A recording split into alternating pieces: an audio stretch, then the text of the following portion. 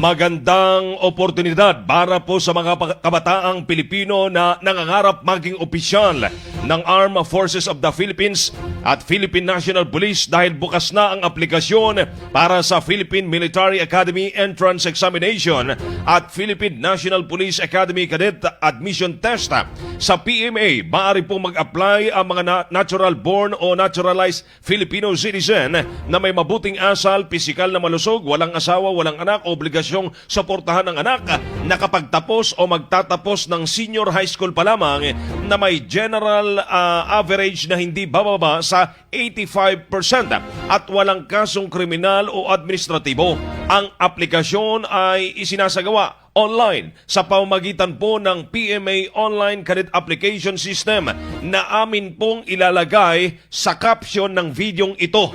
Hanapin nyo na lang po sa caption o kaya sa comment, ilalagay po namin yung link kung saan po kayo po pwede makapag-apply online. Samantala, para naman sa Philippine National Police Academy, bukas ang online application mula Hunyo 1 hanggang Setyembre 30 ngayon pong taon. Ulitin po lang natin Bukas po ang application June 1 to September 30, 2026. Habang nakatakdang idaos naman ang exam o pagsusulit sa Oktubre 25 ngayon pong taon. Kwalipikado mag-apply ang mga may natural-born Filipino citizen na edad 18 hanggang 22 taong gulang bago ang Mayo 1 sa susunod na taon.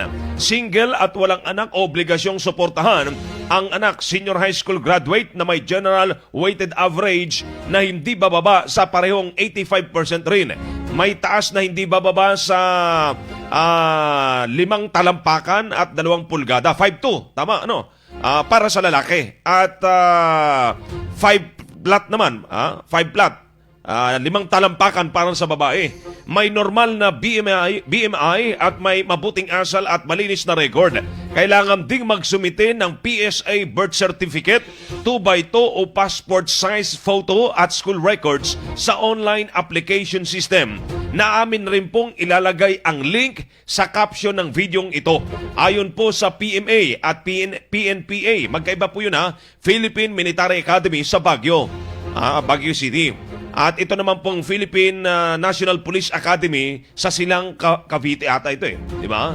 Ang mga mapipiling kadete ay isa-isailalim sa mahigpit na akademiko at pisikal na pagsasanay bilang paghanda sa pagiging mga lider ng militar at kapulisan sa hinaharap. Hinikayat ang mga interesadong aplikante na agad magparehistro online at ihanda ang lahat ng kinakailangan dokumento bago ang itinakdang deadline. So hindi mo na kinakailangan pumunta sa kanila, online na po ang application at submission.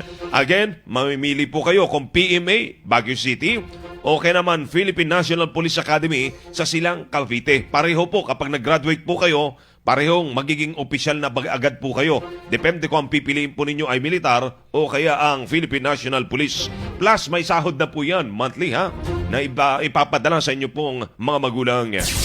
Larga!